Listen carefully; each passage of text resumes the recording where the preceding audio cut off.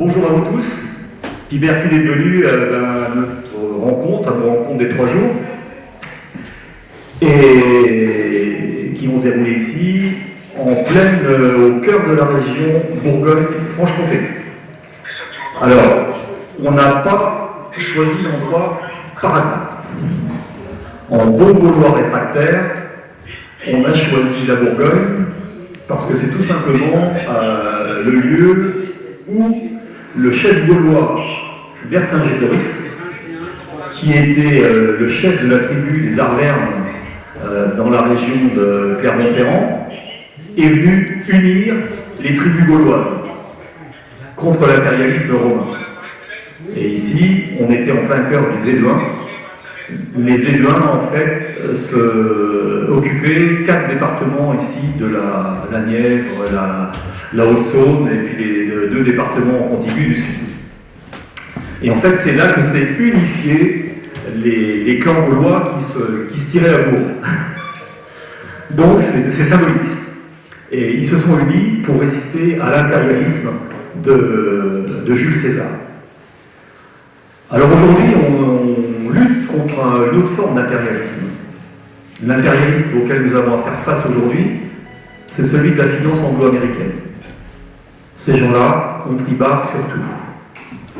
Et ils sont incarnés par un nouveau Jules César qui s'appelle chez nous Emmanuel Macron.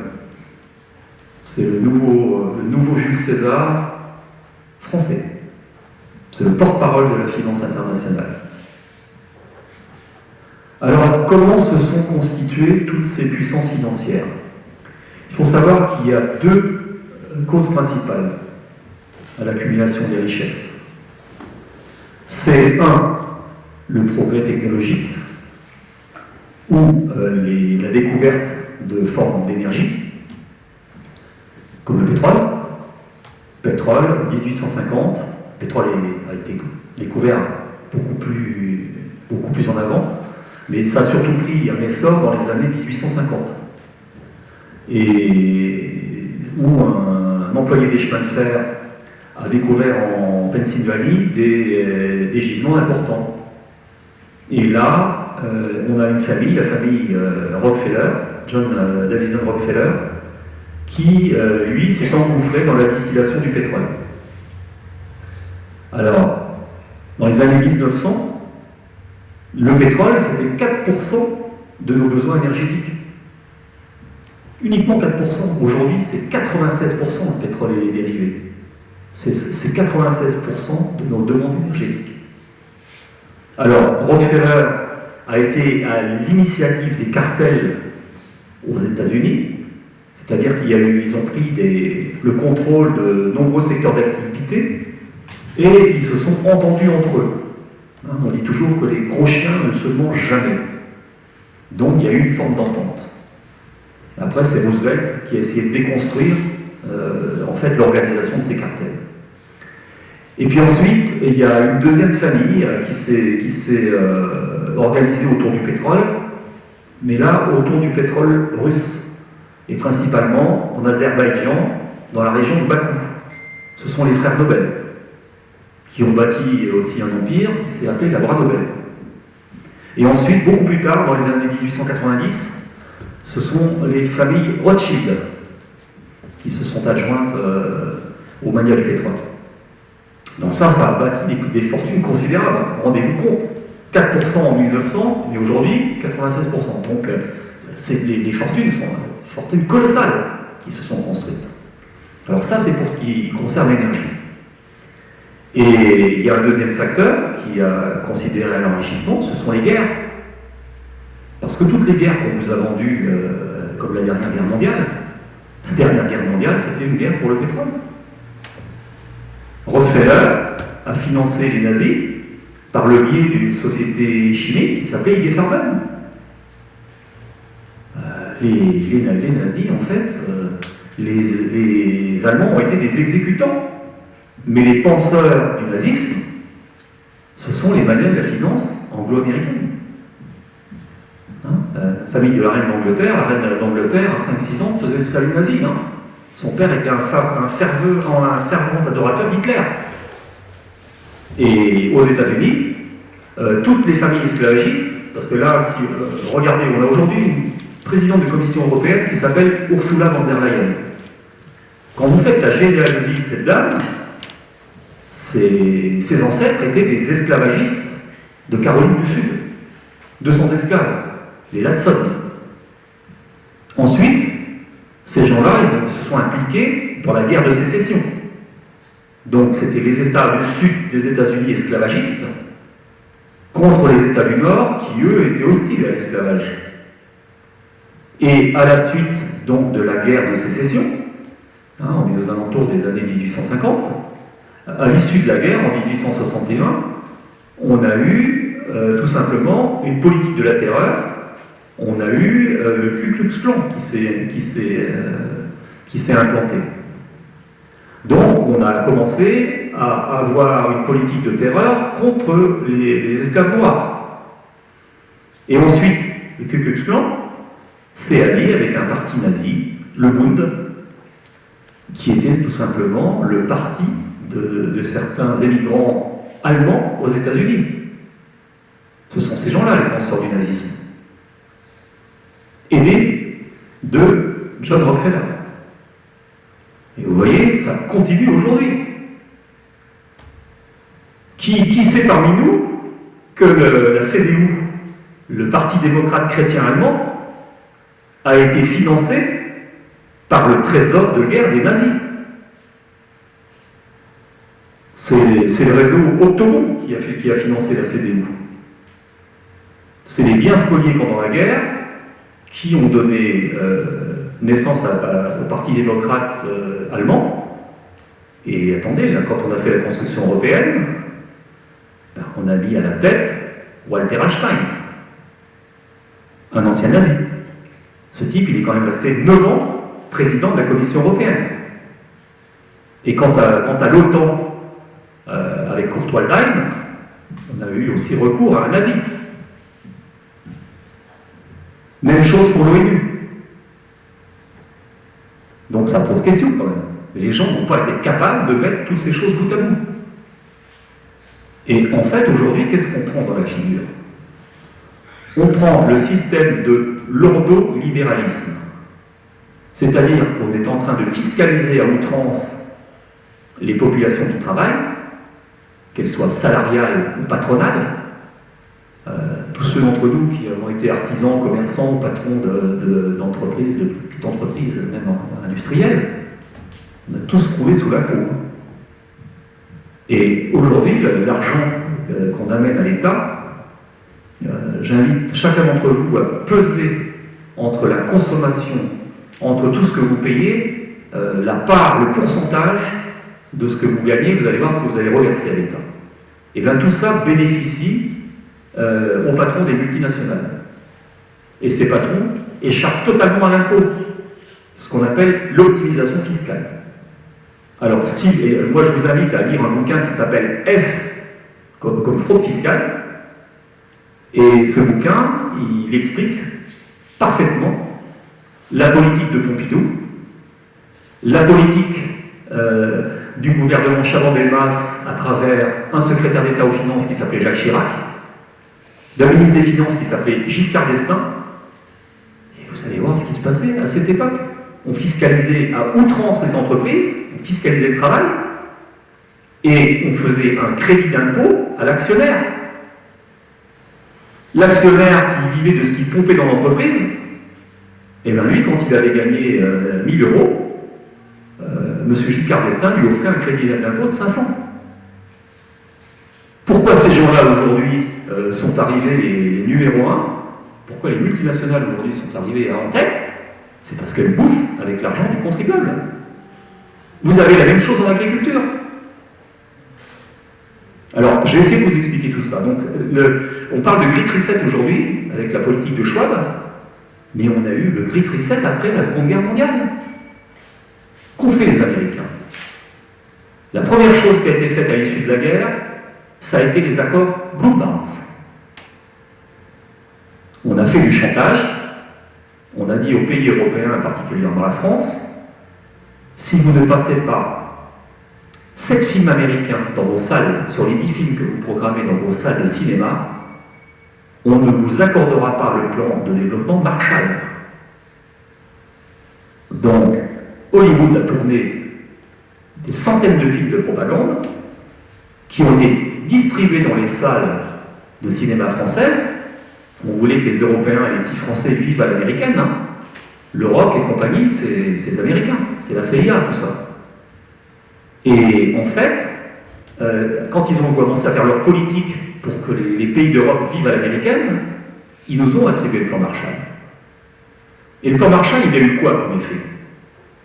Il a eu pour effet, surtout, il a eu un effet important sur le milieu agricole. Il faut savoir que dans l'après-guerre, la population agricole française, c'était 5 millions d'exploitants agricoles. 5 millions. Aujourd'hui, des vrais agriculteurs, il en reste 350 000. On a une population agricole aujourd'hui qui est à peu près à 450 000 exploitants. Mais dans ces exploitants agricoles, on a des éleveurs de chiens et de chats. Et puis on a aussi des éleveurs entraîneurs de chevaux de course. Donc ils ne participent pas à l'alimentation, ils participent au jeu, hein, à travers le PMU. Donc ces gens-là, ils sont agriculteurs, mais ce n'est pas des gens qui vous font bouffer, ces gens-là. Ils participent au jeu et au business de l'État. Et il faut savoir que dans ces 350 000 agriculteurs, dans les moins de 5 ans, c'est 47% qui vont partir en retraite. C'est-à-dire qu'aujourd'hui, on va diviser les 350 000 quasiment par 2. Bon, moins de 5 ans. Sans compter les faillites qui vont arriver. Donc aujourd'hui, c'est quoi la finalité? La finalité, c'est que ce soit la finance qui s'empare du foncier agricole. Et le jour où ils vont avoir acquis le foncier, je ne vous dis pas. Parce que là, l'envolée des prix, vous allez l'avoir. Alors, ce plan Marshall, en fait, il a contribué à la production complètement exponentielle qu'on a eue, puisqu'on avait la surproduction de tout. Et la surproduction des stocks alimentaires en Europe, elle a créé une chute des prix considérable. Ça a été l'avènement de la grande distribution. La grande distribution, elle n'avait qu'à se baisser pour ramasser les stocks européens alimentaires, qui valaient peu de cacahuètes. Pour ça, il y avait autant de manifestations paysannes, parce que, effectivement, les prix, ils étaient tombés en dessous des prix de production. Et ce qu'il faut savoir, c'est que toute la grande distribution en France, ces gens-là ont été formés par les Américains. Tous les Leclerc, les Auchan, les Darty, tous ces gens-là ont été formés par le même penseur de la grande distribution, qui s'appelait Bernardo Trujillo, qui est un américano-colombien, et c'est ce type qui a pensé tout le système de la grande distribution. On élimine les grossistes, qui prenaient 30% de la marge, on élimine les détaillants, qui eux prenaient 20% de la marge, et on va appliquer quelques pourcents de marge pour la grande distribution sur de la vente de masse. Tous les Nicou et compagnie, tous ces gens-là qui sont tous les petits syndicats de commerçants, ils avaient compris, ils étaient en train de se bagarrer parce qu'ils avaient compris ce qu'ils avaient en face d'eux. Tout ça, c'est pensé par les Américains. Et pour restructurer la population agricole, le Club de Rome, donc la famille Agnelli en Italie, David Rockefeller, qui était le président du Club de Rome, qu'est-ce qu'il a mis en place? Eh bien, il a mis en place un système qui consistait à prélever l'argent du contribuable ou du consommateur pour financer les agriculteurs les plus productifs. Parce que l'agriculture d'après-guerre, c'était du vivrier, c'était du circuit court en fait. Moi, mes parents, ils étaient petits producteurs laitiers en Basse-Normandie.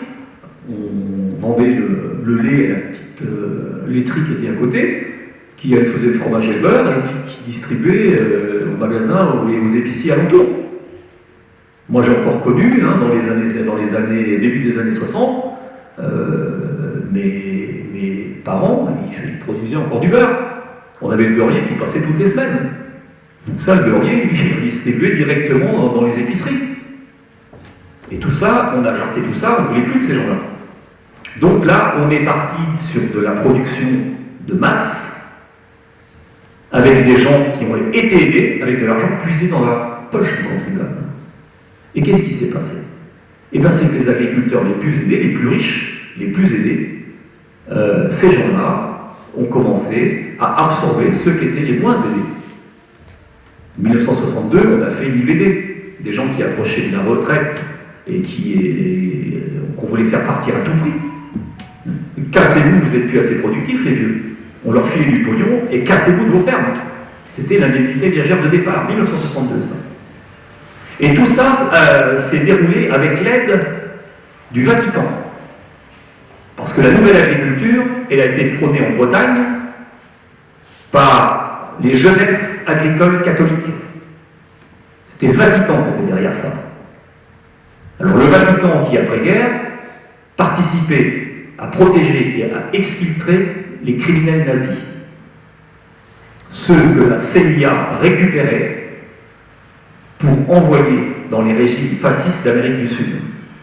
Mais pas que. Parce que de nombreux criminels nazis ont été utilisés sur le sol européen pour monter ce qu'on a appelé les armées stélianes.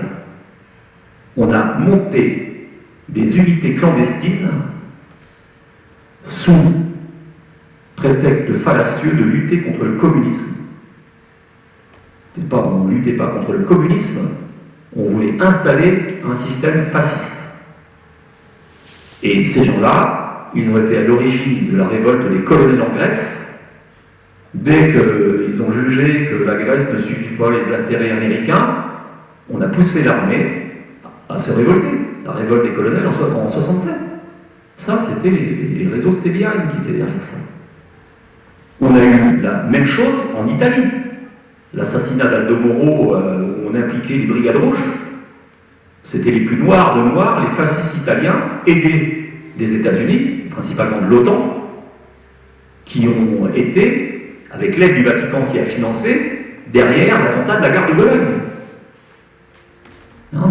Les juges antimafia italiens, notamment M. Ferdinando Cosimato, a parfaitement décrit tout ce qu'ils avaient découvert. Donc c'était pour éviter que les mouvements ouvriers italiens et autres ne se rapprochent un peu des thèses communistes, on a fait des attentats et on a mis la politique de la terreur. Vous avez eu la même chose en Allemagne, l'attentat de la fête de la bière. 13 morts et 200 blessés. On a attribué ça à un cinglé, un jeune cinglé, musicien, sauf que ce type, il faisait partie d'un cercle de défense Hoffmann, donc des néo-nazis, et derrière ce réseau néo-nazi, c'était tout simplement l'OTAN. Donc on a mis l'Allemagne sous la politique de la terreur. Années 80-85, même chose en Belgique. Il y a un mouvement ouvrier qui se déclenche chez un producteur de textiles qui s'appelait Jacques Salic. Et là, on commence à voir que la population ouvrière belge commence à se manifester. Et là, on va se mettre à descendre des familles dans des grandes surfaces. Ce qu'on a appelé les tueries du Brabant wallon. Alors moi, cet épisode, je l'ai bien connu parce que 78-79, j'étais militaire en Allemagne, j'étais sous-officier. Moi, je faisais les relèves la nuit, j'étais obligé de passer côté civil. Et je vous assure, c'était pas des fois des longs soirs tranquilles, parce que des fois on avait des bagnoles, on savait pas ce qu'elles faisaient là. Et moi, je peux vous dire que j'étais armé d'un PM, je peux vous dire que le chargeur, il était sous l'emballage plastique, mais il était engagé dans le PM. J'allais pas déchirer le sac avec les dents avant de faire feu. Donc, j'ai terminé mon armée en étant moniteur de tir, puis j'avais vu que celui qu'on appelait le géant dans cette troupe de tueurs belges, il y avait un élément qui pratiquait le tir instinctif. Alors le tir instinctif, c'est quand vous avez une arme qui est parfaitement conformée à votre morphologie, vous regardez en face de vous, vous fermez les yeux, vous tirez, vous tapez en plein dans le mille. Quand vous êtes arrivé à ce stade-là, vous grillez 200 cartouches par jour. Ce pas des gens du grand banditisme, c'est des tireurs parfaitement entraînés. Et moi, le premier, je me suis intéressé à tout ce dossier-là dès 1980, parce que je me dis, mais de toute façon, c'est pas un mec du grand banditisme, ce type-là, c'est des militaires, ça. Et voilà, et on a mis la Belgique sous la terreur. croyez que c'est les attentats islamistes en France? Mais qu'est-ce que vous croyez que c'est? Des fous musulmans? Non, ce sont des gens entraînés par des réseaux clandestins américains. C'est quoi Daesh en Afrique? Il y a des Hébreux qui ont formé les gens de Daesh. On vous a foutu la trouille. Pourquoi on vous a mis la trouille? Parce qu'on a fait une loi en France qui s'est appelée la loi El Khomri. C'est pas Madame El Khomri qui a été à l'origine de la loi sur la réforme du droit du travail. C'est l'Europe qui a dicté. Ce sont les lobbies européens qui ont dicté la destruction du code du travail. Et qu'est-ce qu'on avait la trouille? Eh bien que les syndicats soient dépassés par leur base. Et ça, tout ça, c'était parfaitement compris. Il y avait des gens qui avaient écrit un bouquin, le comité invisible, qui avait écrit un bouquin, l'insurrection qui vient. Parce qu'on savait très bien que les gens allaient se révolter. Eh bien, on nous a foutu sous la politique de la terreur, comme on a fait en Italie avec les opérations Gladio. Puis tout le monde a levé. Et puis qu'est-ce qu'ils ont fait les gens? Ils ont demandé plus de sécurité. Après les attentats, ils étaient prêts à abandonner leur liberté individuelle. Plus de flics, parce que là, on a la trouille des flingués. Toute la population a marché d'une seule voix, et regardez ce que vous venez de perdre en liberté individuelle depuis les attentats. Regardez ce qui reste à chacun d'entre vous de vos libertés individuelles.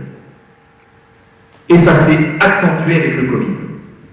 Parce que quand la ficelle devenait un peu grosse au niveau des attentats, je vous rappelle quand même que toutes les enquêtes judiciaires qui ont touché les attentats, et notamment la logistique, à chaque fois, le secret défense a été mis par Cazeneuve, ministre de l'Intérieur. Jean-Michel, qui est ici présent, qui est dans la région nord, qui connaissait bien l'Anversar, parce que tu étais sur l'Anversar. On a eu quand même l'importateur des armes qui se sont retrouvés dans les mains d'Amélie Coulibaly. C'était un type, une barbouze, qui a roulé pour le Front National, qui faisait partie du DPS, donc le service de sécurité du Front National. Ce gars-là a été piloté par la gendarmerie de Villeneuve-d'Ascq et par des gens des douanes, et c'est lui qui a importé des pays de l'Est les armes qui se sont retrouvées dans les mains d'Amélie Coulibaly. Et quand il y a eu le procès Claude Hermand, qu'est-ce qu'on a fait? On a été chercher M. Marc Trévidic, juge antiterroriste, qui pouvait encore faire 9 ou 10 mois au pôle antiterroriste. On l'a mis juge des affaires familiales à Lille, et vice-président du tribunal de grande instance de Lille. Et qui a eu en charge l'affaire Hermand? Marc Trévidic. Et dès qu'on s'est approché un petit peu trop des opérations logistiques d'Hermand, M. Cazeneuve, ministre de l'Intérieur, a mis le secret défense. Regardez ce qui s'est passé avec les attentats de Nice. Hors de détruire les vidéos. Non mais, il faut commencer à tilter quand même un peu là. Je ne suis pas complotiste. C'est qu'on ne veut pas voir la vérité. Si on ne veut pas voir la vérité, c'est qu'on a quelque chose à cacher. Voilà ce qui se passe aujourd'hui. Et le Covid n'a été qu'une suite au niveau mondial pour mettre tout le monde sous le joug. Voilà c'est ce qui s'est passé aujourd'hui. Alors, comment on a détruit l'économie européenne? On l'a détruite chez les PME, PMI avec ce qu'on appelle la loi de 1967. La loi sur les faillites.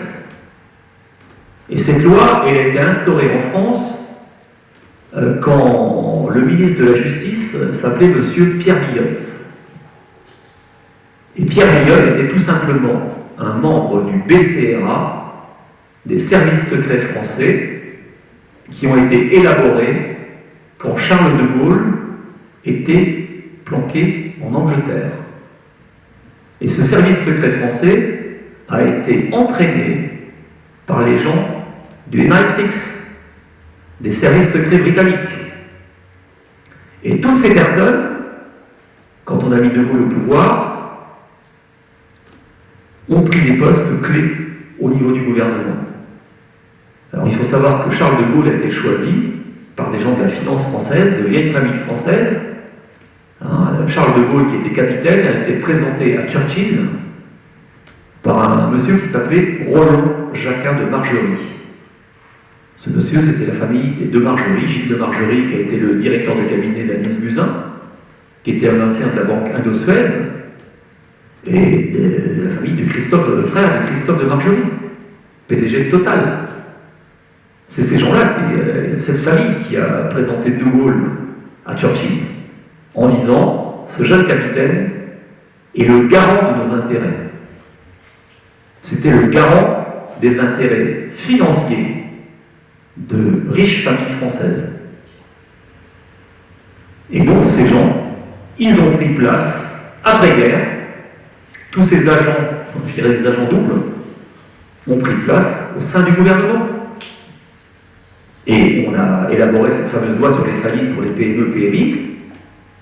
Et cette loi, elle a été réformée en 1985 par Badinter. On a introduit les banquiers dans les procédures de tribunaux de commerce, en clair. Voilà comment on a décimé les PME, PMI. Vous êtes victime d'une escroquerie, mais on va quand même vous trouver sur le dos civil, le tribunal vous tombe dessus. Et là, vous allez avoir affaire à des juges qui ne sont pas des juges professionnels. Ce sont tout simplement d'honnêtes citoyens, commerçants, souvent membres de réseaux. Ces gens-là sont cooptés parmi les gens qui gravitent autour des organismes consulaires.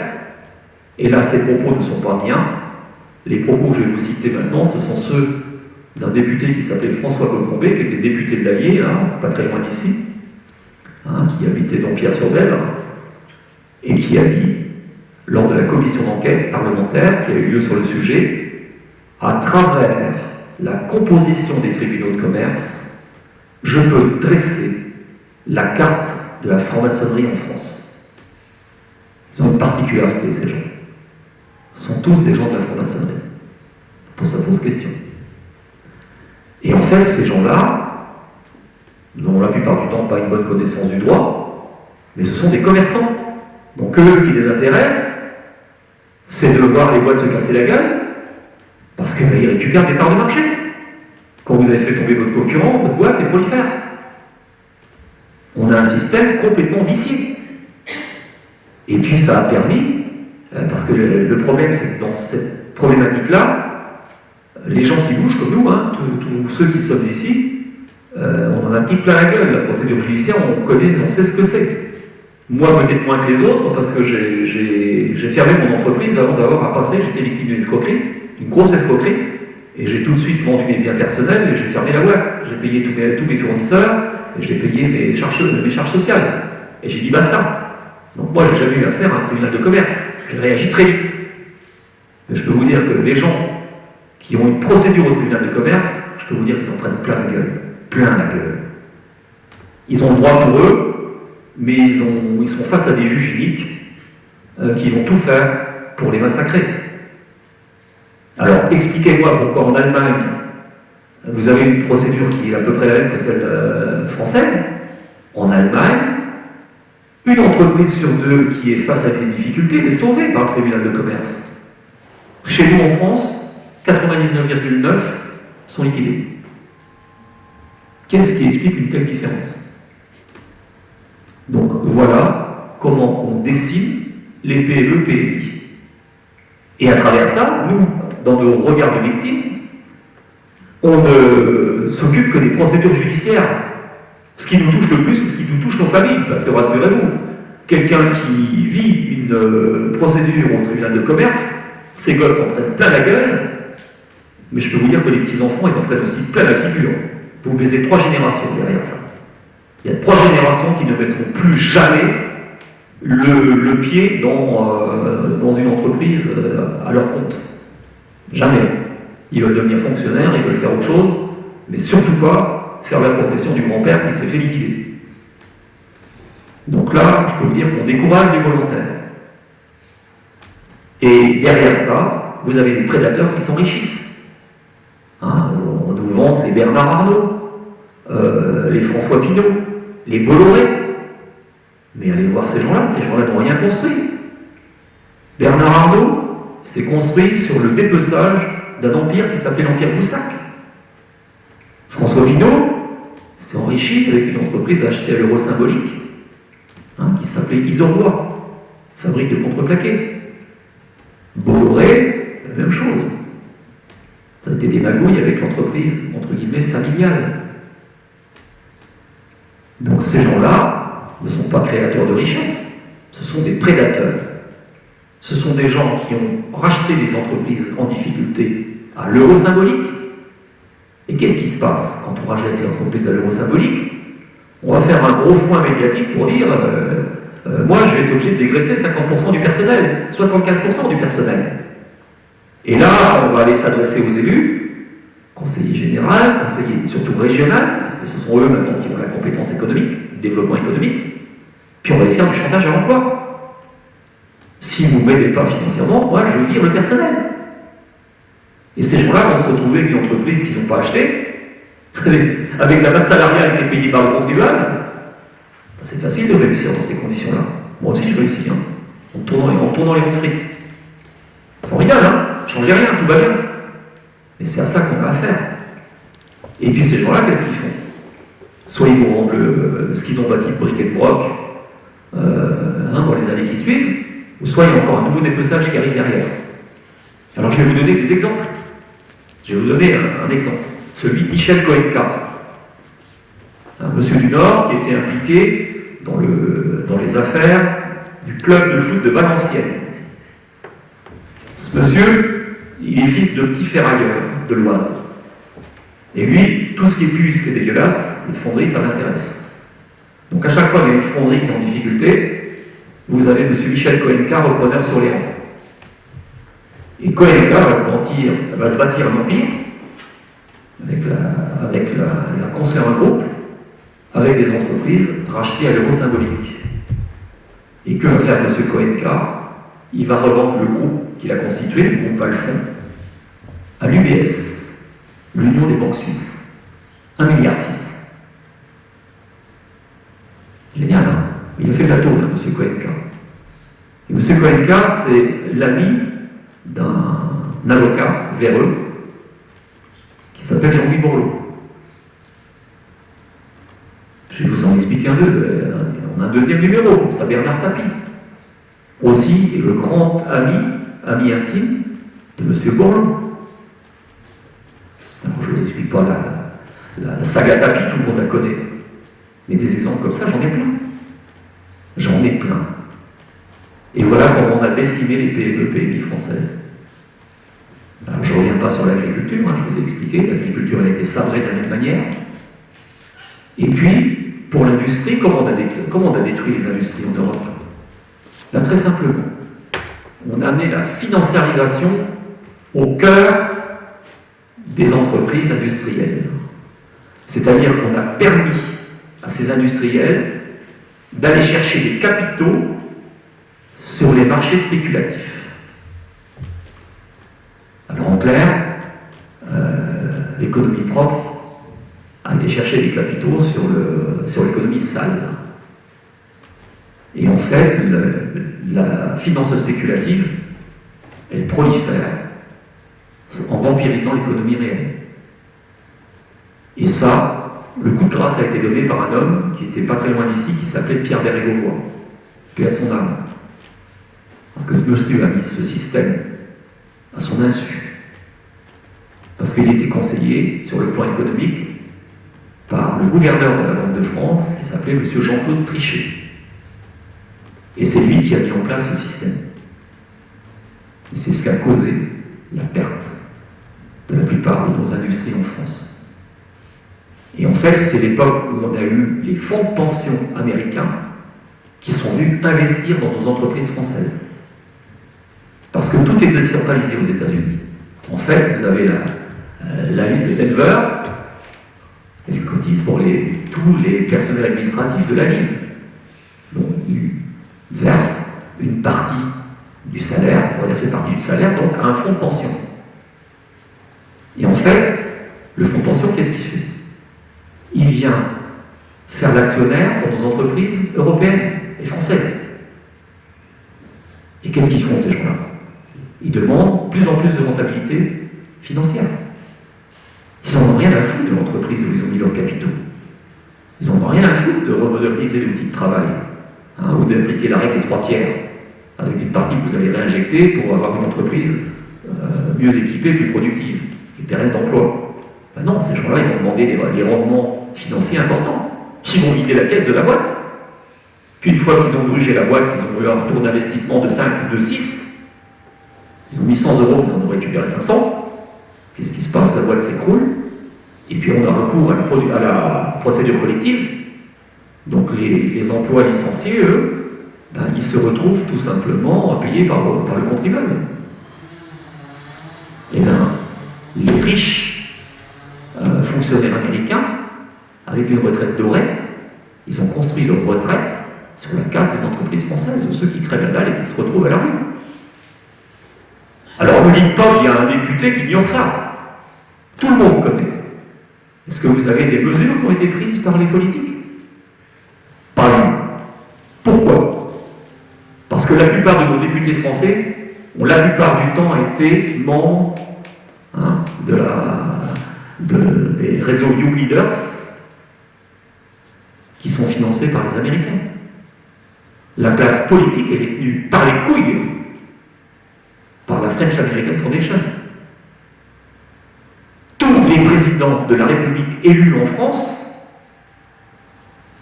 Pompidou, tout ce qu'il y a eu derrière, tous ces gens-là ont été cooptés, ils ont été propulsés par la finance américaine. Regardez le coup de Macron, illustre inconnu. Quand on a jarté Montebourg du ministère, parce que Montebourg n'était pas très très malléable, il y avait un franc-parler qui déplaisait, on lui a substitué Macron, qui a été l'envoyé de la finance. Illustre inconnu. Et on vous a vendu le produit comme on vous a vendu une boîte de cassoulet. Tout le monde a marché dans l'opération. François Mitterrand a été choisi par les services secrets américains pour claquer le Parti communiste, l'Union de la gauche. Quand il a fait l'Union de la gauche, le Parti communiste moribond.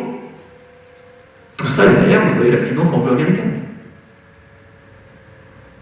Je vais vous dire, la plupart des mandataires liquidateurs parisiens sont tous membres d'une loge qui s'appelle la loge Binot, qui a Neuilly. Et allez voir la composition de la loge Binot, ce sont tous des anglo-saxons. Expliquez-moi ce que les anglo-saxons viennent faire dans une loge maçonnique en France, auquel appartiennent les mandataires liquidateurs. Posez-vous la question. Ben voilà comment on a pété l'économie en France. Puis les syndicats, ils ont tous été payés par le patronat. Les réseaux anticommunistes, enfin, je devrais dire fascistes français, ont tous été soutenus par une personne qui était dans l'industrie automobile, puis par un fabricant de pneus qui s'appelle Michelin, Clermont-Ferrand. Tout ça, moi je vous invite à lire un ouvrage qui s'appelle L'histoire secrète du patronat de 1945 à nos jours. Tout est écrit. Vous allez comprendre tout ce que vous prenez dans la figure aujourd'hui. Tout ça, c'est de l'après-guerre. Depuis la Seconde Guerre mondiale, on n'a pas été capable de comprendre ce qui cassait entre l'économie en France et en Europe. C'est quand même grave. Voilà, je voudrais vous faire un peu réfléchir là-dessus. Voilà. Là, j'ai passé la parole à Christophe. Merci. Bon, merci. Alors moi, je vais faire simplement un petit épisode sur une particularité, ce qu'on appelle un autre bouquin qui a été écrit par un monsieur qui s'appelle Antoine Godinot, que tout le monde doit connaître. C'est pourquoi il a appelé son livre « La mafia des tribunaux de commerce ».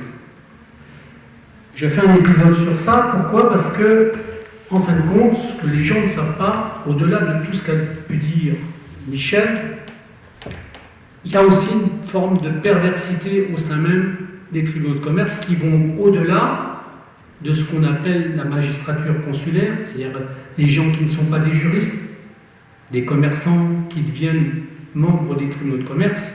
Mais en fin de compte, le vrai danger dans les tribunaux de commerce, c'est la seule personne qui a un vrai pouvoir juridique, c'est le mandataire judiciaire. Alors, en France, ils sont 400, à peu près. Sur les 400, ils bousillent en moyenne par an à peu près 50 000 entreprises, peut-être un peu plus, un peu moins, mais c'est toujours à peu près ça. Moi, j'ai décortiqué ce qu'on appelle le mécanisme des liquidations. Alors, je ne vais pas vous le rappeler là, tout le monde le sait, hein, ce n'est pas compliqué. Quand on veut tuer une entreprise, on augmente son passif et on dévalorise la valeur de ses actifs. Comme ça, tu as un jugement qui arrive et on est dans ce qu'on appelle, à l'origine, l'escroquerie à jugement. Il y a 99% d'escroquerie à jugement. Mais ce n'est pas fait innocemment. Donc je vais vous donner par exemple, en 15 ans d'analyse, parce que moi j'ai eu la chance, une chance énorme, c'est que j'ai été liquidé en 2 fois et en 7 ans d'écart. J'avais 2 SARL qui louaient dans ma propre société civile immobilière. Mais j'avais 2 entreprises qui travaillaient ce qu'on appelle en harmonie. Elles étaient complémentaires dans leur activité. J'avais une maison d'édition musicale qui était propriétaire d'un studio d'enregistrement, et à côté, j'avais créé ce qu'on appelle un club de blues. Et l'avantage que j'ai eu dans cette affaire-là, c'est que les artistes qui venaient enregistrer me faisaient des concerts dans le club, ce qui fait que ça dynamisait l'endroit. Maintenant, qu'est-ce que peut faire un mandataire quand il a des amitiés autour de lui qui ont envie de l'entreprise? Donc on va se retrouver avec des cas de conscience ou on va dire des incidents de la vie qui vont vous amener des fois au tribunal de commerce. Et moi, l'incident qui m'est arrivé à titre personnel, pour vous montrer comment le mécanisme se met en place, c'est que j'ai eu la bêtise d'avoir une très très bonne activité, d'accord, et d'avoir été élu dans un magazine qui s'appelait Le Monde de la Nuit comme l'entreprise du mois. Et à l'intérieur de ce magazine-là, il y a un article qui sort qui demande est-ce que le redressement judiciaire est un acte de gestion ou pas. Et moi, bêtement, je lis l'article et je considère que je suis dans le cas de figure qui peut aller au redressement judiciaire. Alors, je vous donne simplement une anecdote tout bête. Hein. Pourquoi? C'est que quand j'ai ouvert mon activité dans les années 2000, d'accord, la banque, je sortais du monde de la grande distribution, j'étais associé dans une exploitation commerciale qui était familiale et j'avais une partie du capital qui devait autofinancer les investissements que j'avais faits. Et le banquier à l'époque était sympa, il m'a dit on ne va pas te faire de prêt puisque tu vas recevoir un capital, donc on va te faire une ligne de découvert. Donc ça c'était la partie mécanique, d'accord? Sauf qu'il arrive un incident de la vie, donc il y a un décès de mon beau-père et ça rentre, l'argent qui m'était dû rentre dans ce qu'on appelle les droits de succession. Donc vous vous retrouvez coincé avec un découvert, votre activité tourne bien, d'accord? Mais là, vous découvrez qu'autour de vous, vous avez des rapaces. Vous avez des gens qui ont misé pour récupérer une activité qui tourne bien. Et ça, vous le rencontrez à peu près partout. Donc qu'est-ce que font les mandataires? Les mandataires qui sont souvent en collusion avec des juges, par intérêt, donc ils vont créer ce qu'on appelle, alors que vous avez une période d'observation, ils vont créer de la dette, ils vont augmenter votre passif, ils vont vous inventer des dettes. Je vais vous donner un exemple très simple. Là, ça ne va pas faire plaisir à une très grande société qui s'appelle PSA, que tout le monde connaît, Peugeot. Je vous montre comment une dette peut être inventée. D'accord? On vous saisit votre voiture parce que c'est une voiture de société, en faisant croire que vous n'avez pas payé un loyer. On vous prend la voiture, on vous fait l'adjudication, et la différence de prix, on l'intègre dans votre passif. La société Crédipart. Aujourd'hui, Crédipart a une particularité. C'est qu'elle est devenue la société qui finance la banque PSA. Et moi, ici, là, je peux dire que je peux prouver par A plus B qu'une banque peut être alimentée avec de l'argent volé. C'est pas tout le monde qui peut faire ça. Il y a un journaliste parisien, d'ailleurs, qui m'en a parlé, qui va peut-être faire un article. Mais pour vous montrer que derrière, la partie ce qu'on appelle des mandataires, qui sont 400, ils ont surtout la chance de pouvoir pervertir la justice dans tous les autres chapitres. Là, on n'est plus qu'au simple tribunal de commerce. On est dans toutes les autres juridictions. Quand vous faites appel de votre jugement de liquidation parce que vous avez une escroquerie à jugement, vous changez de juridiction. Même si ça s'appelle maintenant tous des TJ, tribunaux judiciaires, mais avant c'était les cours d'appel, c'était les tribunaux de grande instance, bon, bref, c'est le nom qui a changé, mais la mécanique elle est restée la même. Quand vous faites appel sur votre jugement, vous espérez que le juge qui va être en face va cautionner votre vérité à vous. Or, vous allez être victime déjà d'une première turpitude mécanique. D'accord? Cette première turpitude, c'est ce qu'on appelle l'autorité de la chose jugée. L'autorité de la chose jugée, si vous êtes jugé sur un mensonge, l'escroquerie du mandataire judiciaire, qui devient souvent le liquidateur, parce que des fois c'est des personnes séparées, mais des fois c'est la même personne, c'est le mandataire qui devient liquidateur. Lui, s'il a commencé de mentir, il va continuer de mentir même dans la procédure d'appel. Et vous ne comprenez pas pourquoi, quand vous amenez des arguments pour montrer que vous n'avez pas à être liquidé ou qu'il y a eu des malversations, vous croyez que la justice va arriver. Or, avec le temps, vous analysez, vous comprenez une chose que tout le monde ici doit connaître, c'est quand une entreprise est liquidée, qu'on lui vole ses actifs. À l'intérieur des actifs, vous avez souvent des biens immobiliers. Vous avez une maison, vous avez un immeuble, vous avez des terres.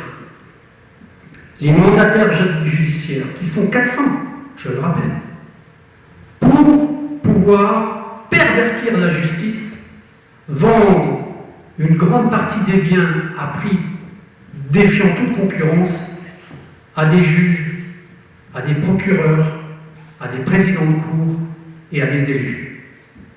Et après, vous vous posez la question, pourquoi la justice est là en dysfonctionnement? Ben, vous avez la réponse. Ils ont perverti des juges qui sont incapables maintenant de vous rendre un jugement parce que le mandataire, à la limite, il vous fait comprendre que tu as gagné de l'argent grâce à moi, maintenant tu fermes ta gueule. C'est à peu près ça. Donc ça, c'est quelque chose que vous avez peut-être vécu. Mais vous avez ce qu'on appelle les conséquences. Michel, tout à l'heure, vous a dit que ça vous touchait des fois 3 générations. C'est vrai. Des fois 4. Des fois 5. Mais ça a aussi une autre perversité qu'on découvre avec le temps. Et là, quand je vous le dis, c'est parce que je travaille sur un média qui s'appelle TVADP où j'ai des témoignages qui amènent des preuves de ce que je suis en train de vous dire. Ils pourront toujours essayer de m'attaquer pour diffamation. Ce que je vais vous dire, c'est vrai, c'est témoigné par des gens. Quand c'est un jeune entrepreneur qui est liquidé, une jeune entreprise, souvent, ça fait divorcer le couple à cause de leur mine. D'accord? Ça, vous l'avez vu autour de vous. Mais quand le couple, il divorce, si jamais le couple, il a des enfants, les enfants se retrouvent retirés de la vie des parents. D'accord? Ça va rentrer dans un autre système économique. D'accord? Puisque l'enfant est un business, mais ce n'est pas le sujet de tout de suite. Mais le pire, c'est que dans les enfants qui sont enlevés, certains enfants finissent même dans les réseaux de pédophilie. Et vous êtes que dans une liquidation judiciaire. Vous avez donc des conséquences qui sont inimaginables pour le grand public. Et au fur et à mesure que vous avancez, vous apercevez d'une autre chose, c'est que toutes les choses se tiennent les unes avec les autres. D'où une émission que j'ai sur TVADP qui s'appelle Le puzzle de la vérité. Pourquoi? Parce que pour que vous compreniez des fois une seule chose, il faut que vous ayez la connaissance d'une autre pièce. Or, vous ne pouvez pas tout savoir. D'où l'importance d'avoir des gens qui sont spécialisés dans chacun des domaines et que ces domaines-là fassent alliance. Alors, je vais vous donner un autre exemple. Dans les créanciers qui permettent à un mandataire d'augmenter le passif, vous avez déjà un premier dysfonctionnement qui est incroyable, c'est le créancier qui s'appelle le banquier. Le banquier, pour moi, s'il y en a un là qui va être content, d'accord, c'est les rois des voyous, c'est des profiteurs, c'est une perversité qu'on rencontre partout dans les autres procédures. Vous avez fait des emprunts pour créer la valeur d'un outil. Vous avez fait des investissements. La première arnaque, c'est comment on vous dévalorise la valeur des actifs alors que vous avez utilisé des prêts pour donner de la valeur à votre bien. Le mandataire, il devient complice du banquier. Pourquoi? Parce que dès que vous êtes en redressement judiciaire, si on vous provoque une liquidation judiciaire, tous les prêts deviennent exigibles à l'immédiat. Derrière, vous découvrez quoi? Vous découvrez que les banques, souvent, elles sont payées 2 fois. Par une couverture qui garantit leurs prêts, et après, par l'exigibilité de la caution que vous avez. Et grâce au système des cautions qui garantissent les prêts de vos investissements, c'est comme ça qu'ils vous piquent vos biens immobiliers. C'est mécanique, mais ça, les mandataires judiciaires le connaissent par cœur. D'accord? C'est donc un fonctionnement qui est comme ça. Après, vous avez par exemple un privilège qu'ont des réseaux comme l'URSSAF, pour ceux qui connaissent l'URSSAF, le RSI, ou bien les impôts et la TVA. Eux, ils ont le droit de faire ce qu'on appelle une dette, une créance de provision. Vous avez une provision, vous avez, je ne sais pas, par exemple, une charge de 5 000 € d'URSSAF, d'accord? Eh bien, ils vont vous mettre un complément de 2 500, 3 000 en attente. Et normalement, la justice, elle passe par ce qu'on appelle un contrôle du passif, et elle sort une ordonnance, ça s'appelle une ordonnance, soit d'acceptation de la créance, soit d'un rejet. Mais regardez bien autour de vous. Dans ceux que vous connaissez qui sont liquidés, souvent, les rejets qui réduisent le passif arrivent après votre liquidation. Après avoir été liquidés. Donc là, les mandataires, qu'est-ce qu'ils font? Tout ce qui devrait être en rejet, ce qu'on appelle le passif qui est contesté, d'accord? Il ne vous sert strictement à rien de le contester. Le mandataire, il le garde en intégration pour augmenter la dette, et la valeur de vos biens, ça vaut rien. Même si c'est des prêts que vous avez utilisés, qui vous servent à donner la valeur de votre outil. Maintenant, on se dit, mais pourquoi ces 400 mandataires-là, ils font ça pour la France? Michel, il vous en a expliqué une grande partie. Les mandataires sont simplement un des maillons du système.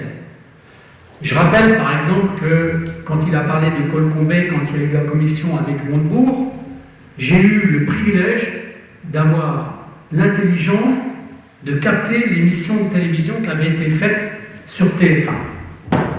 Je l'ai archivé, je l'ai téléchargé et j'ai fait une chose très particulière, j'ai séquencé les paroles des gens qui étaient dans cette émission de TF1, je crois que c'était TF1, mais en tout cas, l'émission, elle était très bien. Vous aviez la parole de Colcombet, vous aviez la parole de Montebourg, vous aviez la parole du procureur Lyon-Camp, la parole du procureur de Montgolfier, que j'ai séquencé.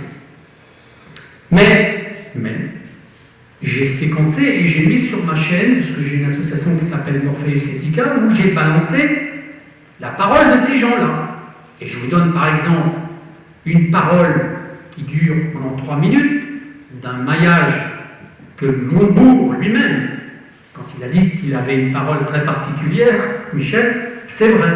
Quand Montebourg dit sur un extrait pendant 3 minutes qu'il y a un métier qui doit disparaître de la France, c'est le métier des mandataires liquidateurs judiciaires, ça passe à la télé. Ils ont bloqué, l'INA a bloqué ma seule vidéo de Montebourg où il dit ça. Mais comme moi, je l'avais séquencé, elle est plus diffusée sur ma chaîne Morpheus, mais je la balance à tour de bras sur les autres réseaux que sont maintenant l'informatique comme VK, comme Discord, ou ainsi de suite. Vous en connaissez bien, hein, parce que maintenant la chance qu'on a malgré tout, c'est que même si on a voulu verrouiller les mécanismes par Facebook ou YouTube, il y a la démultiplication des autres réseaux qui vous permettent de le dire. Et je pense qu'en ce moment, c'est ce qui est en train de déstabiliser les autorités qui essayent de nous dominer. En tout cas, c'est comme ça que je le perçois. Mais quand je parle, moi, des tribunaux de commerce et de la mafia des tribunaux de commerce, bien sûr que c'est simplement un maillon, mais un maillon d'enrichissement invraisemblable. Quand je dis un maillon d'enrichissement invraisemblable, c'est quand vous avez, par exemple, quand j'ai fait des témoignages de maçons qui avaient des propriétés qui ont été saisies alors qu'ils avaient payé toutes leurs dettes, et que vous avez le maçon qui accepte de faire une vidéo avec moi ou qui accepte de publier un témoignage en disant qu'il a pris la main dans le sac, le juge du tribunal qui devait contester par le biais de l'appel qu'il avait fait sur la liquidation, et que c'est ce juge-là justement qui avait acheté la propriété de celui qui devait juger. Comment voulez-vous? Donc ça se passait normalement à Saumur, hein, alors, de temps en temps, je ne donne pas les noms, d'accord, parce que je ne suis pas là pour les embêter, mais c'est pour vous montrer que mécaniquement, ce genre de choses, vous le rencontrez partout. Partout. Et à chaque fois que vous avez des biens immobiliers, des terres, voire même des châteaux, moi j'ai des témoignages de gens, le pire, c'est les liquidateurs qui sont nommés dans ce qu'on appelle les successions, d'accord? Alors, quand il y a des tutelles, alors là, on n'en parle même pas. Là, on est dans une forme de raquette qui est systématique. Mais quand on travaille simplement sur l'aspect des tribunaux de commerce, uniquement cet accès-là. Donc, ce qui est triste, c'est de découvrir comment toutes les choses se tiennent dans les autres juridictions. Franchement, je vous garantis que quand vous découvrez un procureur qui, pour vous faire fermer votre gueule, vous condamne, parce que dans la justice consulaire, et notamment dans les autres juridictions, vous remarquerez une chose qui est importante, c'est que souvent la victime devient le coupable. Ça, c'est mécanique. D'accord? C'est une manière de faire qu'ils ont. Mais quand un procureur, il est copain avec le mandataire parce qu'il a acheté des biens grâce au mandataire, si vous accusez le mandataire, vous allez le retrouver par le procureur condamné.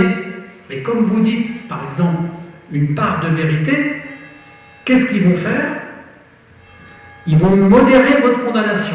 Alors moi, par exemple, en 2018, comme j'avais la chance de numériser plein de choses, de parler de plein de choses, ils m'ont condamné à une amende de 10 000 €, mais avec sursis. Avec sursis. Je payais que si je continuais d'ouvrir ma gueule. Donc, qu'est-ce que j'ai fait? J'ai fermé ma gueule, mais j'ai ouvert celle des autres. Je me suis mis à faire parler tous les autres témoins. Et là, j'ai jamais payé les 10 000 €. Vous voyez? Donc, il faut être aussi con qu'eux, en fait, hein, parce qu'autrement, vous n'y arrivez pas. Mais, dans cette technique-là, alors, attention, je voudrais amener une précision. Quand je parle des procureurs, je ne dis pas que tous les procureurs sont comme ça. Je ne dis pas que tous les juges sont comme ça. Il y a une partie qui est pervertie. C'est au même titre que quand j'ai fait des émissions en parlant de la franc-maçonnerie, on n'a pas le droit de dire que toute la franc-maçonnerie est comme ça. C'est pas vrai. À l'origine, il y a une franc-maçonnerie qui avait une certaine philosophie. Qu'elle soit devenue pervertie, ça c'est autre chose, avec une grande partie de gens qui sont des profiteurs. Mais détruire l'économie, j'essaye après de faire ce qu'on appelle des parallèles, des comparaisons. Je me dis, mais pourquoi les gens sont devenus comme ça? Est-ce que c'est parce que, j'espère que ça va vous faire sourire, donc, mais est-ce que c'est parce qu'à l'école, on vous a appris qu'il fallait être le premier? Un jour, je me suis dit, mais si on nous apprend à être le premier, est-ce qu'on a le droit aussi d'essayer d'être le premier dans la perversité, dans le vol de ses copains, dans le vol des entreprises, dans la turpitude? Donc, dans le machiavélisme. Donc, est-ce que cet enseignement-là, de vouloir être le premier, vous étiez premier que si vous étiez bon en maths ou en français. Par contre, celui qui était super bon en dessin ou en art ou en musique, il était bon à rien. C'était ça l'enseignement qu'on avait. En tout cas, moi, c'est celui-là que j'ai vécu. Eh bien, vous vous apercevez que des mécanismes qui se mettent en place dans plein de domaines, parce que même si je parle moi que des mandataires, c'est pour vous montrer que simplement ce maillon-là, quand vous le reproduisez dans d'autres domaines, qui peut être par exemple le domaine médical, hein, on va se retrouver avec les mêmes mécanismes, exactement les mêmes mécanismes. Donc en fin de compte, ce qu'on vit, on est dominé par quoi? Par une chose qui est très simple. On est dominé par le mensonge. C'est donc le mensonge qui domine et qui aide la perversité, la turpitude à avancer. Et nous, notre but, c'est justement d'avoir à révéler les mécanismes des mensonges. Mais c'est dur, hein? C'est très dur. Parce que dans les exemples qu'on peut prendre de gens qui ont été victimes, si je prends le cas de monsieur Vaughan, qui est là, ici présent, vous avez aussi ce qu'on appelle des condamnations où on enferme les gens, où ils font de la prison, d'accord, sur aussi des mensonges, sur des escroqueries, Quand on veut condamner quelqu'un, de toute façon, et que vous vous retrouvez tout seul, vous ne faites pas le poids. Vous ne faites pas le poids. Parce que en face, ce sont des gens qui sont plus que puissants. L'alliance de la justice avec l'argent et avec le pouvoir des financiers, c'est quelque chose qu'on a du mal à comprendre quand ça nous tombe sur le coin du nez la première fois. C'est simplement avec le temps que vous commencez de comprendre que toutes les choses sont liées. Et le but de nos réunions, comme on en fait là, avoir un savoir qu'on partage et d'aller chercher des complémentarités du savoir avec les autres.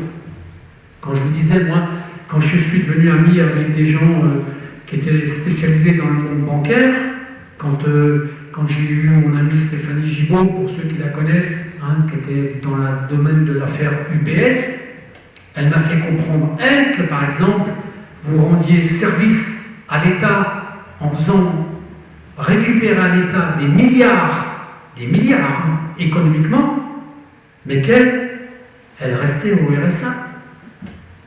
Donc quand vous voyez ce genre de mécanisme, vous dites, mais notre pays, la France, c'est devenu quoi exactement?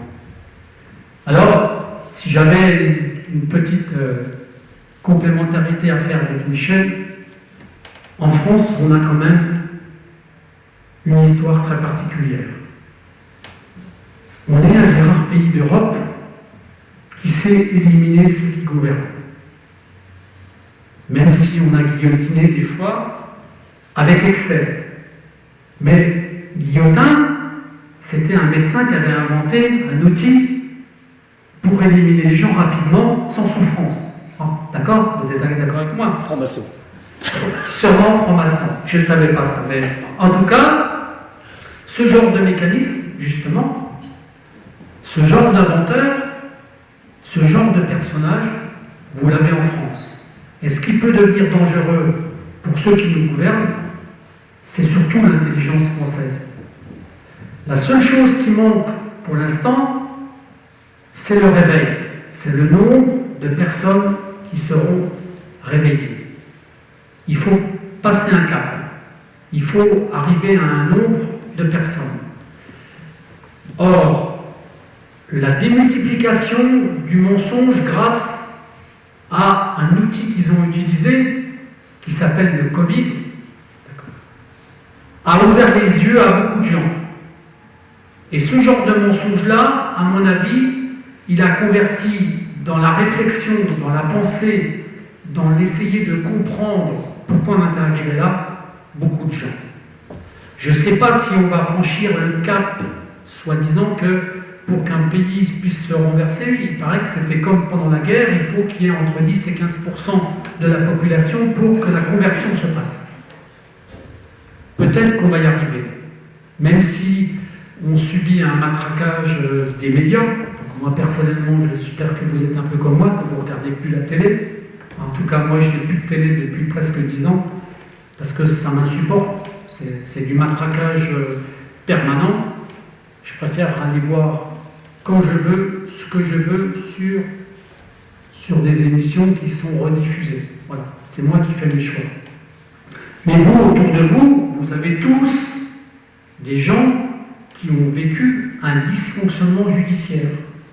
Et quand je reviens sur les dysfonctionnements judiciaires, parce qu'on aura l'occasion de donner la parole à d'autres personnes pour parler tout à l'heure, sur des témoignages. Donc maintenant, je pense à Claire, je pense aussi à Fernand Bonne, pour que vous compreniez bien que comment dirais-je, que la justice en France, elle aura un mal fou à être, parce que justement, on a perverti tout le système. Quelle serait vraiment la solution à avoir pour que la nouvelle justice reprenne le pouvoir? Est-ce qu'il y a des gens ici qui ont une idée? Je voudrais intervenir après ça. Alors, je vais lui redonner la parole tout de suite, comme ça, il va peut-être répondre, Michel. Bon, une question d'ordre pratique, en bon gaulois, parce que je m'appelle Chanu, le peuple du Chêne. Mon nom est typiquement gaulois. J'ai fait partie d'une école druidique qui s'appelait Pauline Fougère. Donc, en bon gaulois, je vais vous poser une question, parce qu'il ne faut pas un aspect logistique. Qui d'entre vous veut éviter d'avoir à chasser le sanglier ce midi et qui veut manger avec nous au restaurant? Combien de personnes? Oh non, ils sont en train de lever la main. Bon, Allez, on tape sur 10. Ouais, donc, alors, il faut qu'il y ait quelqu'un dans la salle qui aille prévenir. Je vais aller prévenir. Parce que Mais sinon, il va... elle y va Merci, Bon. gentes dames. 10, alors avec une marge d'erreur. Alors, je voudrais rebondir sur ce que j'ai dit tout à l'heure et puis sur ce que vient de dire Christophe. Et puis je suis aussi un peu le porte-parole de personnes qui devaient être présentes aujourd'hui, qui n'ont pas pu venir parce qu'elles sont à bout physiquement. Hein, j'ai 3 personnes qui devaient être ici aujourd'hui, qui ne peuvent pas venir parce que voilà, elles tiennent plus debout. Et puis les personnes qui sont effectivement prises aussi par leur occupation professionnelle. Je voudrais que chacun d'entre vous ici présents aujourd'hui ait bien une chose en tête. Nous sommes tous, je dis bien tous, des victimes d'État.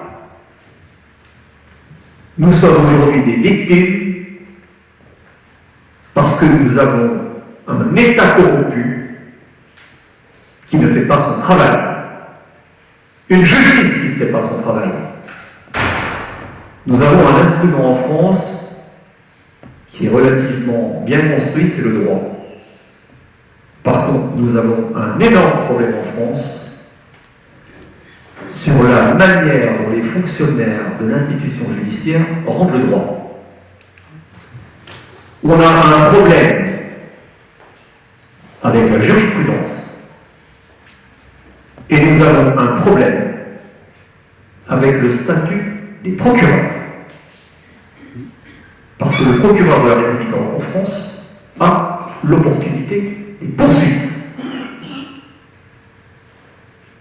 Expliquez-moi comment en matière commerciale on a autant de malversations et qu'on a des procureurs aussi taiseux. Alors, je vais revenir sur ce que je disais tout à l'heure. Parce que tout s'explique par l'histoire. On nous a vendu les nazis, mais derrière les nazis, ce sont les esclavagistes. Je vous l'ai expliqué à travers la famille de Madame Ursula von der Leyen. Ce sont des esclavagistes, ces gens-là. Et je vous invite à réfléchir sur l'éradication de la population juive dans les années de la dernière guerre. Les gens qui ont été exterminés dans les camps, qu'est-ce qu'ils avaient comme profession? C'était tous des petits artisans. La population juive juive, elle était beaucoup dans le textile, dans la chaussure. C'était tous des petits artisans, ces gens-là. Ce serait intéressant de faire une thèse universitaire là-dessus. Et en fait, on nous vend le nazisme, et en fait, derrière, c'est les gens qui veulent éradiquer certaines franges de la population, qui entravent leur soif d'acquérir. Et moi, j'ai avancé considérablement vite, parce que j'ai une parfaite connaissance du milieu criminel français. Ça m'a toujours passionné. Moi, j'ai des amis qui ont fait beaucoup d'années de prison, je discute avec ces gens-là. Moi, je n'ai pas de barrière à aller discuter avec des gens de banlieue. Mais je discute aussi bien avec les gens de banlieue que je vais discuter avec des aviseurs des douanes. J'ai un ami qui s'appelle Marc Fievé, qui a été un éminent aviseur des douanes, qui aussi a fait de la prison, il a fait presque 11 ans. Et j'ai beaucoup de facilité à aller discuter avec les deux camps. J'ai été commerçant, moi je discute avec tout le monde. Et je suis une personne qui lit entre 2000 et 2500 pages par mois. Je suis un curieux de tout. Et j'ai découvert qu'avant la Seconde Guerre mondiale, l'OSS, qui était l'ancêtre de la CIA, avait complètement infiltré le réseau criminel français. Autant ceux qui étaient du côté des nazis, ceux qu'on a appelés la bande de la rue de Lauriston, Carbone, Spirito, Léandri, parce qu'il ne faut quand même pas oublier qu'en France, c'est pas les nazis qui ont spolié les juifs, c'est les gens du crime organisé français qui agissaient avec une carte de la police de Vichy. C'était les gens de Paul Carbone et de François Spirito et d'Étienne Léandri. Donc le grand banditisme français, il avait déjà été infiltré par les fascistes et par l'OSS, service secret américain. Mais du côté de la résistance, c'était la même chose. On avait aussi ceux qui étaient du côté de Gaston Rodefert et compagnie, qui étaient aussi infiltrés. Et en fait, on est tous victimes d'une criminalité mondiale. N'oubliez jamais que les politiques français vivent avec l'argent du crime. Je vous ai parlé tout à l'heure, je vous ai parlé du service secret français entraîné par les services secrets britanniques, le BCRA. Qui connaît en France le SAC? Comment a-t-il financé le parti gaulliste? Avec l'argent du crime. C'est le crime qui a financé le parti de Charles de Gaulle. Que je sache, le SAC, qui a pris sa forme légale en 1959, il a été monté par deux individus, M. Jacques Faucard, qui était un agent double pendant la guerre, qui a été le M. Afrique, c'est lui qui a été le cofondateur du SAC avec M. Pierre Lévisé. Et en fait, c'est le proxénétisme, la prostitution, la traite des blanches, la fausse monnaie, les sociétés bidons, la drogue, le racket. Voilà comment s'est financé le parti gaulliste. Est-ce que quelqu'un se rappelle encore de l'événement du 5-7 qui avait eu lieu à Saint-Laurent-du-Pont? Une boîte de nuit qui avait pris feu. Alors Araquiri, qui était l'ancêtre de Charlie Hebdo, avait titré Affaire de Saint-Laurent-du-Pont, un mort à Colombey. Vous savez pourquoi il a brûlé le 5-7? C'est parce que les gens du 5-7, ils étaient rackettés par des gens du grand banditisme de Grenoble. Tout ça alimentait les partis politiques. Rien n'a changé de nos jours. Rien n'a changé. Vous avez des malversations d'État comme la taxe carbone. Vous avez le traitement des déchets ménagers. Vous avez des gestions de plans de chasse au grand gibier. Tout ça est trafiqué pour alimenter les partis politiques. On a permis, qui d'entre nous n'a pas encore le souvenir de l'affaire F? L'affaire F, on a permis aux partis politiques, pas seulement français, mais aussi la CDU, de Helmut Kohl, de se financer avec la double comptabilité d'une société pétrolière. Donc ces grands financiers mondiaux permettent aux États de se financer par la criminalité. Je le répète, nous sommes tous ici des victimes d'État. Alors, attends, juste. Et j'ai découvert, parce que j'ai fait beaucoup de recherches, il y a eu vraiment un gouvernement qui a été très actif là-dedans, c'était le gouvernement Chaban-Delmas. Expliquez-moi les morts de personnes comme Joseph Fontanet. Des gens qui ont, comme le comte de Broglie, des gens comme Robert Boulin. Ces gens-là, ils ont tous été éliminés par le SAC.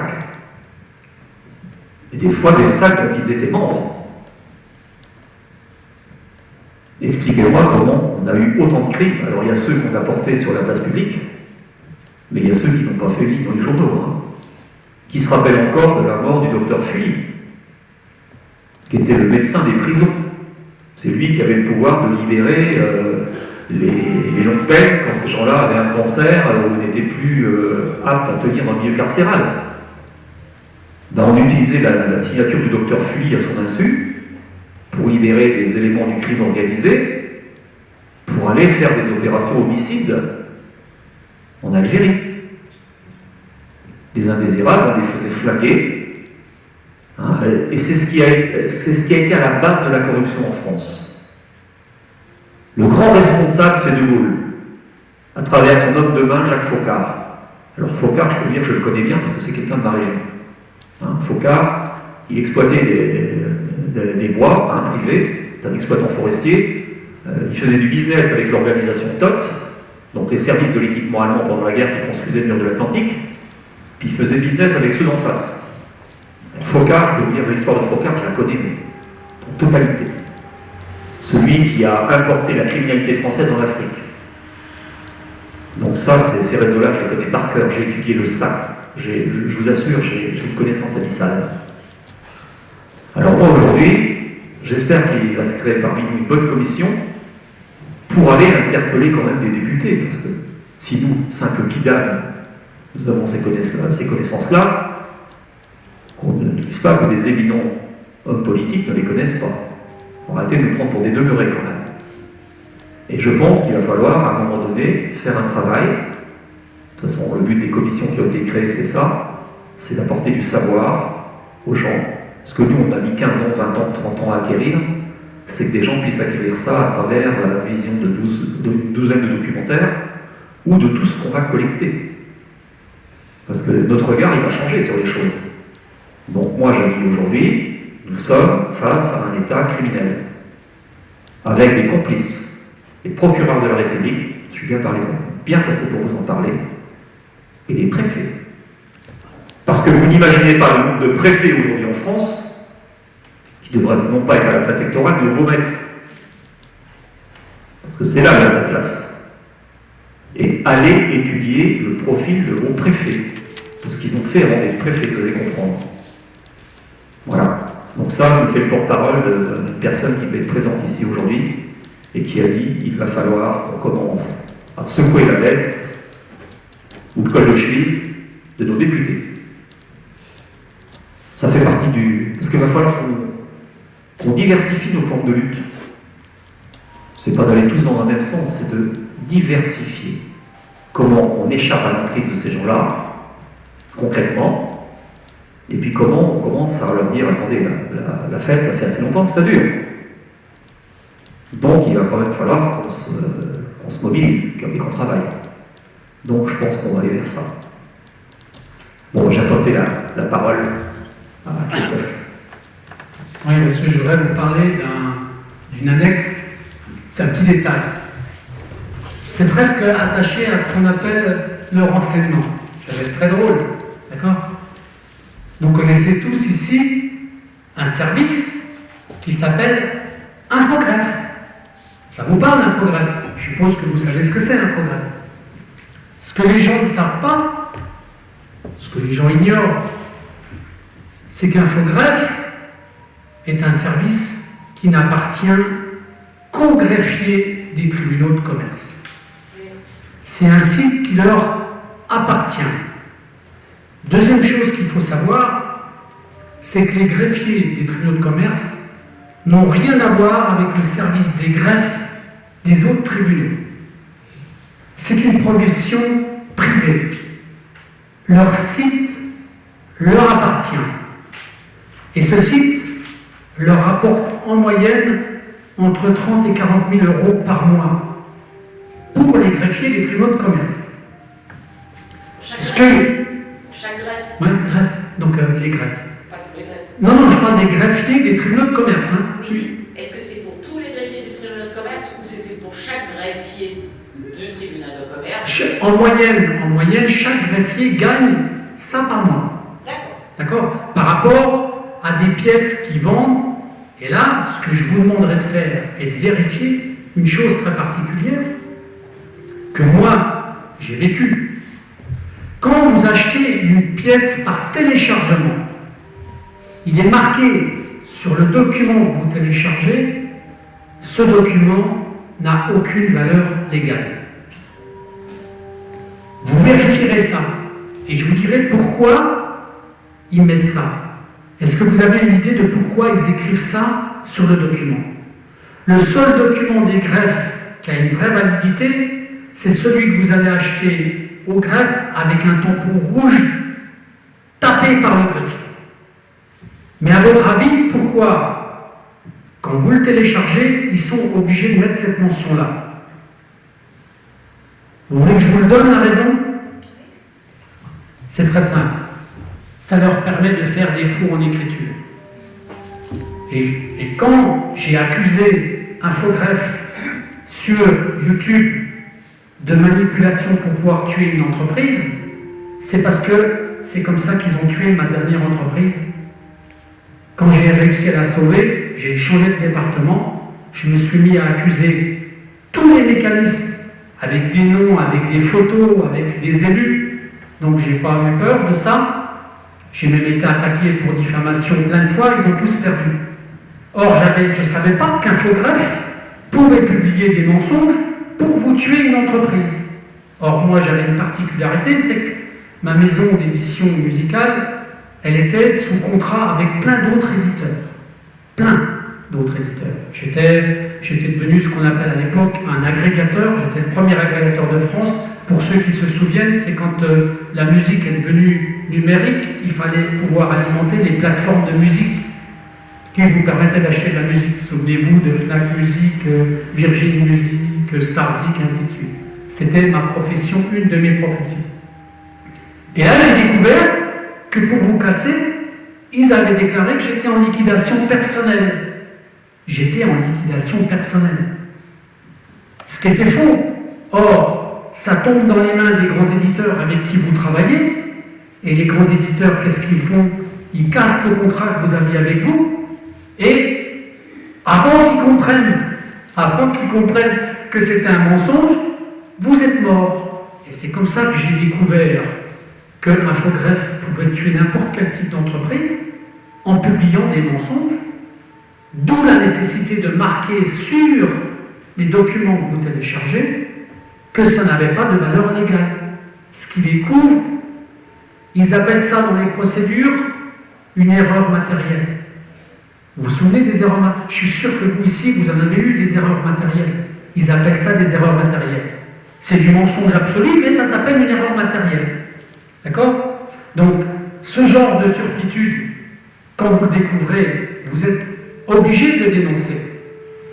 Quand j'ai attaqué mon mandataire, parce que, excusez-moi, j'ai le privilège ici de dire, j'ai la chance d'avoir fait une vidéo où je traite avec son nom, sa photo, mon mandataire qui m'a liquidé, de salope. Je l'ai fait. Elle est toujours en ligne, ils n'arrivent pas à l'enlever. D'accord? Moi, j'espérais qu'elle allait déposer plainte, mais elle ne dépose pas plainte. Mais ce qui est incroyable, c'est que vous essayez de comprendre pourquoi elle ne dépose pas plainte. Eh bien, c'est quand vous publiez trop de documents, d'accord, elle a peur que ça se retourne contre elle. Donc, elle préfère être traitée de salope et fermer sa gueule. Vous voyez? Donc, ça veut dire que quand vous êtes extrémiste, quand vous avez les preuves, quand vous avez des preuves factuelles, ce que j'essaie de faire comprendre aux gens, qu'ils arrêtent de croire à la justice, et s'ils ont envie de dénoncer des choses, qu'ils le dénoncent. Or, aujourd'hui, on a des gens, ce que je disais tout à l'heure, je ne sais plus qui, c'est qu'il y a des gens qui croient que la justice va encore arriver, donc ils n'osent pas parler. Ils ont encore confiance en la justice. Et ça, pour moi, c'est une erreur absolue. Si vous avez des preuves qui sont factuelles, si vous avez des choses à dire, parce que vous avez déjà vécu un mensonge, et d'où ce que je disais tout à l'heure, l'importance d'aller chercher le mensonge d'origine, le premier des mensonges, celui qui va entraîner tous les autres mensonges qui vont suivre. Parce que, je vous ai dit tout à l'heure, les menteurs, il y en a à la peine. Mais si vous restez sur le mensonge qui vous a tué au début, c'est celui-là qu'il faut dénoncer. Et là, moi je me suis retrouvé à publier des noms avec des élus, avec des voyous. J'ai été attaqué par le président du syndicat qui s'appelle le CNAJMJ, Conseil national des administrateurs judiciaires de France.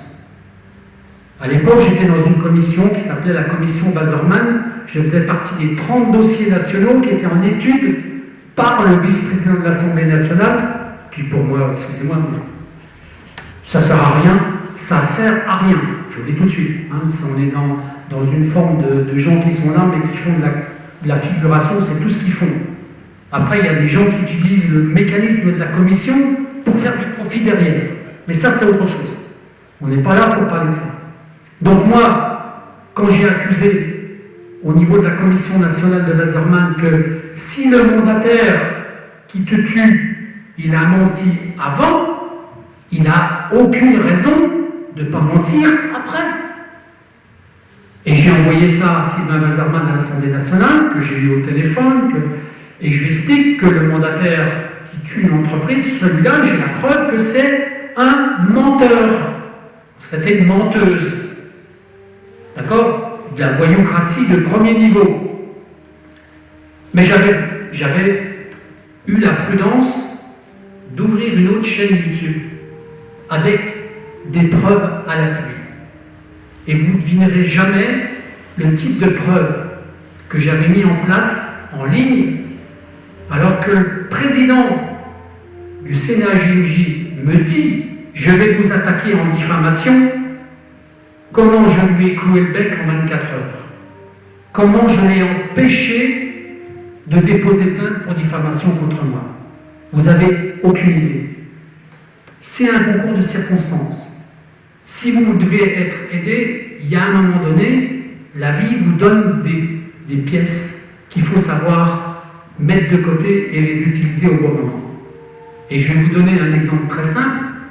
Mon mandataire judiciaire à moi, qui s'appelle Maître Huile Hérault, Pascal de son prénom, c'est une femme. Elle avait une très très grosse propriété en Afrique du Sud. Une très grosse propriété en Afrique du Sud. J'ai eu la chance de travailler avec, paix à son âme, un artiste qui habitait l'Afrique du Sud. Un monsieur que vous avez peut-être entendu en chanson qui s'appelait Johnny Clegg. Ça vous dit quelque chose de nom, je suppose? La seule chanson qu'il a faite en français, avec un éditeur français, ça s'appelait « Faut pas baisser les bras ». C'est la seule chanson qu'il a faite en français. Or, avec les amitiés qu'on a dans ce monde-là, je récupère des photos de la propriété de Madame de Maître Huile en Afrique du Sud. Et j'ai aussi des photos des invités qui viennent dans la propriété. J'ai fait donc un montage vidéo avec les photos que je balance au président que j'avais mis en ligne. Et quand le président du CNAG, je vous attaque en diffamation, je lui dis écoutez, monsieur le président, avant, je veux bien, mais allez consulter ça, et je l'envoie sur une chaîne YouTube que j'ai appelée CNAGMJ au niveau des vidéos, et je dis vous regardez ça, puis après vous décidez de déposer plainte ou pas. Et je l'avais mis, je dis si vous voulez, je peux vous donner les photos des invités qu'elle a. Il n'y a pas eu de plainte. Le président du CNAGMJ, il a dit bon, je vais réétudier le dossier. Il ne l'a jamais réétudié, mais la plainte, elle n'a jamais eu lieu. Ça veut dire qu'il y a un moment donné, quand vous avez des pièces qui peuvent faire très mal, et c'est aujourd'hui ce que vous allez vivre, ce qu'on vit dans les procédures aujourd'hui, c'est exactement ce que j'appelle moi aussi maintenant la rétention des pièces. Pourquoi? Parce que maintenant une pièce peut se retourner contre eux. Donc vous avez plein de tribunaux où quand vous demandez une copie d'une pièce, un document qui peut se retourner contre eux, ils ne vous le donnent plus. Ils vous empêchent d'avoir même des pièces. Pourquoi? Parce que vous numérisez le document, vous le séquencez, vous le balancez sur Internet. C'est pour ça que vous avez plein de procédures, plein de dossiers qui ressortent maintenant, plein de révélations, parce que le numérique, autant il peut être pervers d'un côté, autant aussi il peut vous rendre service pour diffuser des vérités, ou en tout cas des mensonges que vous avez subis. Donc quand vous avez un mensonge dans un jugement qui est à l'évidence, qui bafoue le droit dans son absolu. Moi, quand j'avais diffusé dans la chaîne du mandataire CNAGMJ, j'avais montré comment, par exemple, un jugement de liquidation était une fraude absolue. Vous n'avez pas le droit d'intégrer dans la période d'observation des dettes qui sont nées au moment où vous êtes en redressement judiciaire. Mais pour gonfler ou détruire la période d'observation qui vous permettait de sauver votre entreprise, ils vont aller intégrer des choses qu'ils n'ont pas le droit d'intégrer pour détruire le résultat de votre période d'observation. Vous voyez, donc je suppose que non, Fernand? Le vrai motif, c'est qu'ils sont payés à la ligne. En plus. Voilà. Donc si c'est pendant la période où c'est sous leur contrôle, les honoraires ne comptent pas de la même manière. Voilà, c'est ça. Je sais qu'il y a un centre de profit. En tout cas, ce qui était important de dire, mais on donnera la parole tout à l'heure sur des choses que tu as à dire, mais dans la turpitude, dans le machiavélisme comment dirais-je, de ces fonctionnements-là, ce qui est important pour que les gens comprennent, c'est justement tous ces enchaînements de types de mensonges qu'ils mettent en place pour pouvoir couler rien qu'à notre niveau. Je parle simplement des zones commerciales, des entreprises, le type de mensonges qu'on peut vivre. D'accord? Donc en tout cas, moi je voulais vous parler justement d'Infogreffe pour vous montrer qu'ils sont en lien avec le CNAGMJ, le Conseil national des administrateurs judiciaires, que de temps en temps, vous avez des associations qui sont nées aussi en France pour pouvoir aider des entrepreneurs, donc une dont je vais vous parler, que j'ai voulu, on va dire, côtoyer ou travailler, elle s'appelait 60 000 rebonds. Est-ce qu'il y en a des gens qui ont entendu parler de cette association 60 000 rebonds? Voilà. Vous savez par qui elle a été racheté 60 000 rebonds? Par le groupe Auchan. Ah oui. Voilà. Donc moi, quand j'ai compris que c'était pas forcément ce qu'il y avait de mieux pour nous, j'ai décidé de ne pas travailler avec eux. Voilà. C'est simplement qu'il y a un moment donné, quand vous avez des associations qui sont au service des autres, si vous apercevez que vous avez des capitaux qui arrivent dedans, la vérité, elle ne sortira pas. C'est pour verrouiller des diffusions, c'est pour verrouiller des paroles, ou en tout cas les maîtriser ou les contrôler. Voilà. J'ai une question. Est-ce que vous avez listé les 400 voyous, là, les 400... Alors, non seulement je les ai listés, mais j'ai 90% de photos, et ils n'aiment pas quand je publie leurs photos. Pourquoi? Parce que quand on accuse Moi, ce que j'aime bien, c'est montrer leur visage et montrer leur nom. J'ai travaillé avec une association dans l'Est de la France qui s'appelait l'OSDI, d'accord? En tout cas, qui travaillait aussi avec Sylvain Lazarman. Elle m'avait choisi pour, à un moment donné, médiatiser ses affaires. Or, on s'est fâché, en tout cas, de m'a foutu dehors, simplement parce que moi, j'avais une philosophie très simple. Si la personne elle est coupable et qu'on a son nom, on donne son nom. Bien sûr. On n'a pas à le cacher. Donc, et ça, elle n'a jamais voulu. Et c'est après que j'ai compris qu'elle avait des liens avec justement le Conseil national des administrateurs judiciaires. Enfin, cette liste, elle existe et on répertorie géographiquement sur toute la... Oui, oui, alors, ils avaient même un site. Donc, je crois qu'à un moment donné, parce qu'il y a eu même des complicités, donc quand vous trouviez, par exemple, qu'un mandataire, il était ami, je me souviens même de mon mandataire qui avait créé un collectif, et quand je me suis mis à publier des photos de l'Afrique du Sud, elle a fermé le site. Elle a fermé son site. Vous voyez, donc c'est... Oui, Fernand, tu veux prendre le micro? Non, je vais vous donner. On fera ça cet après-midi, pour le Vous micro. parlez des mandataires. Ouais. La meilleure, c'est le seul métier où un mandataire a continué à exercer sa profession pendant 4 ans après son décès. Ouais, mais ça, c'est... Tu sais, je connais même, moi, des actionnaires Vous de... savez qui vous l'avez sur le... Voilà, mais je sais même que moi, dans des conseils d'administration de sociétés civiles immobilières, il y a des gens qui sont morts depuis 5 ans, mais qui sont toujours dans les PV d'administration. D'accord? Parce que les SCI servent souvent à détourner des patrimoines énormes. Ok? Tu veux le micro? Alors oui, on pourrait longuement parler des mandataires liquidateurs. On pose des questions à jour. Ah oui, non, mais c'est cet après-midi, il y a des intervenants, des gens... Non, mais là, par rapport à ce que vous dites, Oui, tout ce que vous avez dit, on peut poser des questions une fois posées dessus. mais attends, t'as vu l'heure, je voudrais qu'on arrive à peu près, si tu veux, cet après-midi, on va consacrer notre après-midi à ça, pour structurer. Mais sinon, ça sert à rien, Top. parce que tout ça, ce sera perdu. Je voudrais sensibiliser, alors, les mandataires liquidateurs, le gain d'un mandataire liquidateur mensuel, c'est 30 000 €, il ne faut pas l'oublier, la moyenne. Tout ça, c'est vérifiable sur les listes des professions réglementées. Je voudrais aussi attirer l'attention sur une catégorie de personnes dont on ne parle pas. La catégorie de personnes dont on ne parle pas, c'est des inventeurs. Vous ne pouvez pas vous imaginer en France les homicides qu'il peut y avoir dans cette catégorie-là. Moi, je suis en contact avec une personne dont le fils a été assassiné, ça a été déguisé en suicide.